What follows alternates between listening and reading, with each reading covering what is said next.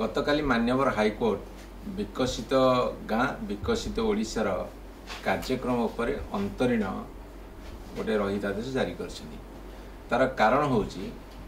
एमाने जेतेबेले सी स्कीम प्रचलन कले सेतेबेले कहले ग्राम सभा माने पंचायत बॉडी रे सेटा पास हबो ताहा पंचायत समिति रे मध्य पास हबो तापरे जिलापाल ताको अनुमोदन करिवे किंतु आम सरकार रे जेतेबेले ए सब प्रोजेक्ट जाउथा स्कीम जाउथला सेतेबेले ग्राम सभा पंचायत स्तर रे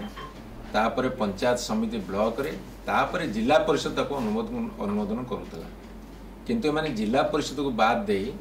सेठी जिलापाल को अखंड क्षमता देदेले जोटा कि संविधान रो 243 धारा को एटा उल्लंघन करुची जो ग्राम पंचायत को आमे शक्तिशाली करिवार जो नियमावली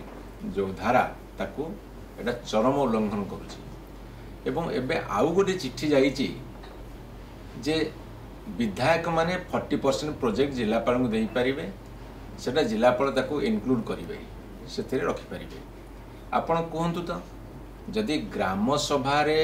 जनसाधारणकर द्वारा दिया जाइथिबा प्रोजेक्ट रखा जाउची एवं पंचायत समिति रे जोठी सरपंच समिति सभ्य जिला परिषद मेंबर माने तार सदस्य सेमान ताको अनुमोदन करूछंती एवं ताको पठिबे जिलापाल पाखु सेठी प्रोजेक्ट काटिकी एमएलए मान को कथारे 40% रहिबो ताहाले से ग्राम सभार मूल्य कौन अच्छी से पंचायत समितिर मूल्य कौन अच्छी एवं सबुठारु बड़ कथा होची जे सेथिरे पुणी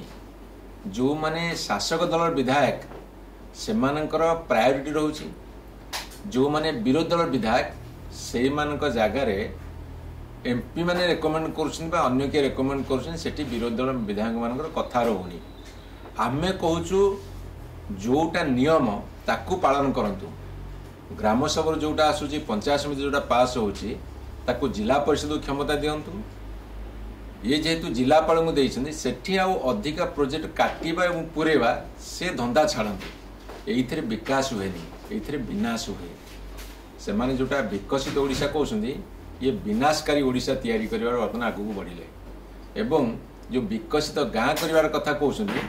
ये वर्षे 2-3 मास हे गला वर्तमान गाँ गुड़ाक विनाश पथरे चली